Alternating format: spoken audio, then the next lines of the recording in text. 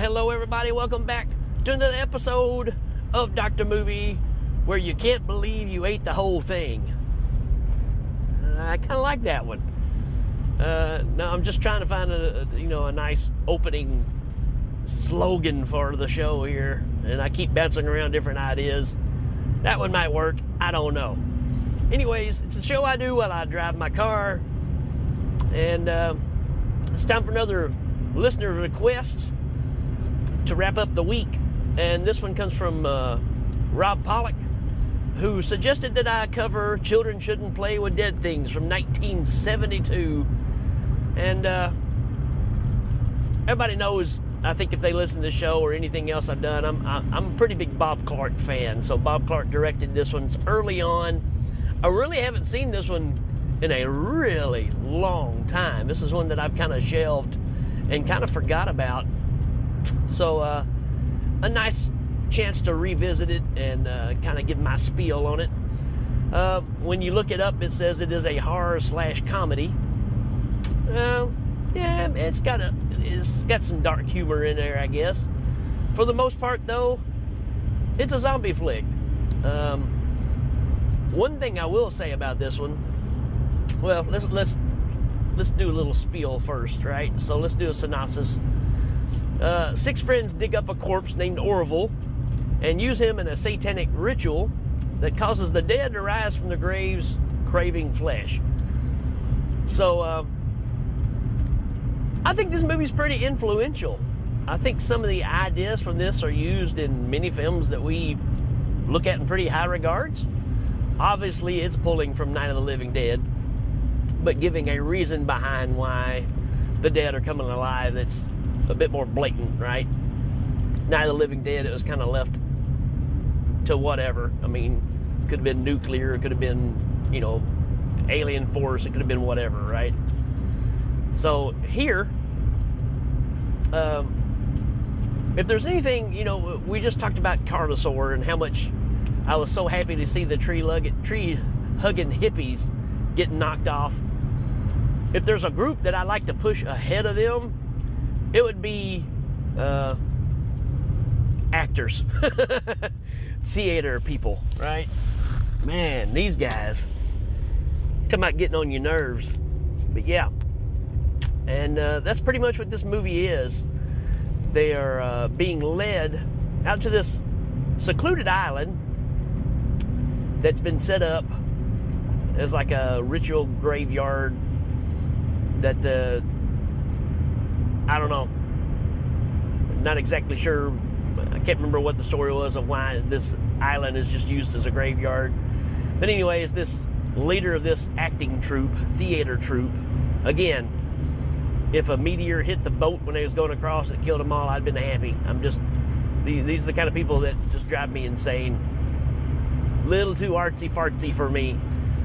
But anyways, they're led by Alan Ormsby, who he's the main leader of this troupe, and Alan Ormsby goes on to do great things. Not to mention that he acts in this movie, but he also did all the effects, which I have to say, for the time and for the budget of $50,000, pretty dang impressive.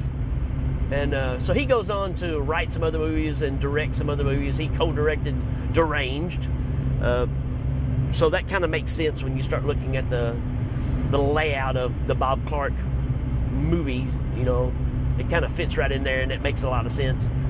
So kudos to him for being the person I want to die immediately, and also giving us some pretty great effects for the time.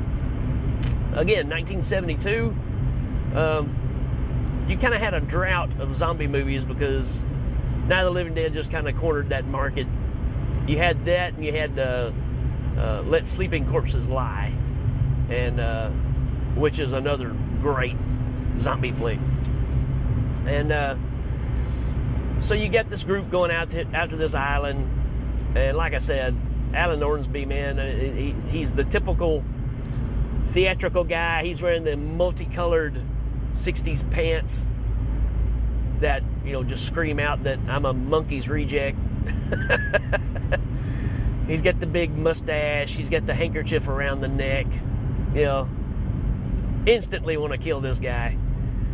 And you kind of, you know, like I said, the whole troop, you got some space cadets out there, right? Ones that think that they can talk to, you know, spirits, and, you know, it's just that bunch, right? I mean, I've been around these people. I know how they are, and it's just like, man, what a bunch of Fruit Loops. Anyways, if you're a theatrical person, I'm sorry, but that's just kind of how I see it. It's like, yeah, I need to come back down to earth just a little bit, right? But they go out to this island, and Alan, which is just the character's name in the movie, is setting up this thing where they're supposed to react to all this stuff going on, and he kind of has them in the palm of his hand because they're all getting paid to do this, right?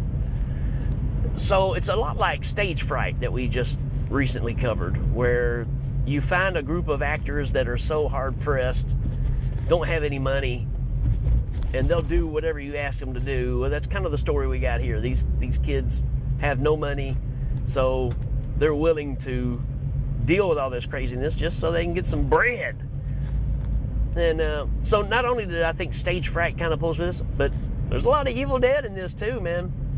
If you really look at it, the fact that he's reading these satanic rites or whatever out of a book, trying to bring the dead back, sounds very familiar. Anyways, again, Bob Clark, ahead of his time. If you're not familiar with Bob Clark's work, you are familiar with Bob Clark's work, you just don't know it. The same guy that did this movie and did Death Dream, and did Black Christmas, one of the most iconic slasher flicks of all time, also did Porky's and A Christmas Story. So, you know his work. It's amazing that he's made such iconic movies, and on different ends of the spectrum. So that's Bob Clark for you. Brilliant director. Kind of miss him. He's the late great Bob Clark, man. Good stuff. But getting back to this story, Alan, you know, you go through all the hoopla of getting there and him telling the story of the graveyard and all this stuff, and yeah, they dig up this body, and Orville, they've got him propped up, and they start doing this ritual. Alan does, trying to bring back the dead, and as soon as he's done, nothing really happens. And then one of the other ladies get down, it's like, you don't know how to do it, let me do it. And she does it, and she calls him out for being a crap artist, right? So they're having some laughs and jokes and stuff, but maybe it actually worked, right? So the dead start coming back and start attacking the troop, and you pretty much have a Night of the Living Dead remake at that point. I mean, a lot of the scenarios are exactly the same. The pulling off of the doors in the house, putting them up across the windows, you know, nailing everything shut. And it's done very well, I have to admit. Again, when you look at this for $50,000, it's a pretty impressive little film. And then it gets to where Alan says, wait a minute, there must be a ritual in the book that makes it reverse, go back, right? So he reads this script in the book, thinking the same, you know, maybe that's going to help deter them, right? We've already lost 3 or 4 people in the troop. And when he gets through with the passage that he reads, yeah, you see them start kind of going back. And it's like, hey, it's working, they're leaving. And so when all the zombies leave the house, they think that they're free to go. And when they get out, not so much, right? So Alan and one of the ladies ends up running back to the house, and on the way up the stairs, which the zombies are chasing him, he literally throws the girl at the zombies, sacrificing her so he can get away. And he goes upstairs to a room which he stayed in earlier, and he has Orville up there. He stored the body up there. He's, I don't know, been disrespecting the dead with Orville, right? Not that I think he's done anything sexual or nothing like that. I don't think it's that kind of movie. But just the fact of he's had the body around, laying around. He sits with him on the couch and all that kind of stuff. And this lady that he sacrificed earlier kept saying, "You don't know what you're doing. You're disrespecting the dead." And she starts apologizing, which, you know, when he throws the girl at the zombies, they kind of just set her aside and they proceed on after Alan. Like, they're not after her, which you don't really see what happens to her, but it's quite possible that they set her aside because, you know, she didn't disrespect the dead. She was trying to make amends for it.